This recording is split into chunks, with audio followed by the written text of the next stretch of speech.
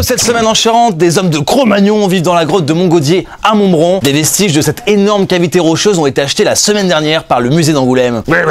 Et contrairement à certains clichés, non, les hommes de Cro-Magnon n'étaient pas des sauvages qui passaient leur journée à se taper dessus. Et toi, ça va, David? Putain, qu'est-ce qu'il a changé depuis qu'il est dans le sud Charente?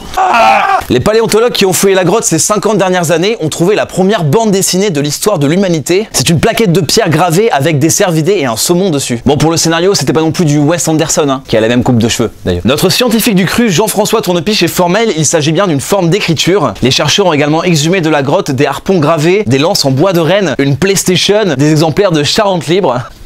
Tout ça fera l'objet d'une exposition fin 2019 au musée d'Angoulême. Ne pourront y rentrer par contre que les gens déguisés en hommes de Cro-Magnon. C'est comme Cro-Magnon mais en plus mignon.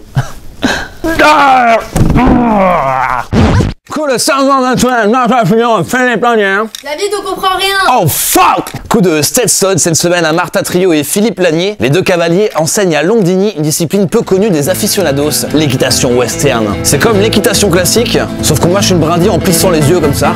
I'm a poor lonesome cowboy. Non, je déconne, c'est un vrai sport qui s'appelle le range sorting. Les cavaliers doivent sortir 11 génisses numérotées d'un enclos, faire entrer les bêtes du côté pair ou impair, ou bien sortir une génisse d'un troupeau de 30 en l'empêchant de rejoindre les autres. Easy. Non mais c'est beaucoup trop compliqué, est-ce qu'on pourrait pas juste tirer sur tout le monde?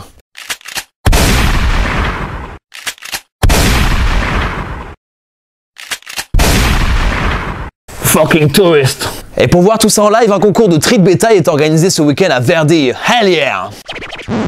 Il y a comme quelque chose qui cloche à la cathédrale d'Angoulême.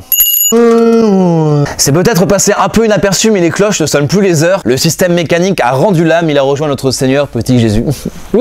Le X, c'est que la direction régionale des affaires culturelles ne veut pas payer la note de 2000 €. Cela vous a fait évidemment réagir dans les commentaires. Normal, elle sonne peut-être le quart d'heure charentais. Alors en tant que néo-charentais, j'ai toujours pas compris ce concept du quart d'heure charentais. Est-ce que quelqu'un pourrait m'expliquer ici? Allô? Y a quelqu'un? Allô? Brigitte Crépeau nous dit tout simplement rien à foutre. C'est pas très gentil, mais à Charente Libre on n'est pas rancunier. Alors n'hésite pas à venir à la locale demander l'électron libre demain matin à 10 h. On partagera un petit café tous les deux. On termine avec le commentaire de c'est bien, ça ira peut-être mieux à Pâques, lol. PTDR mec. Mais c'est vrai que ça serait un beau symbole si ça marchait pour Pâques. Et comme nos lecteurs sont des gens formidables, ils ont lancé une cagnotte en ligne pour relancer les cloches, on vous mettra le lien sous la vidéo. Et c'était Electron Libre épisode 30 et pour l'occasion on a un petit gâteau pour vous remercier d'être fidèles avec nous chaque année.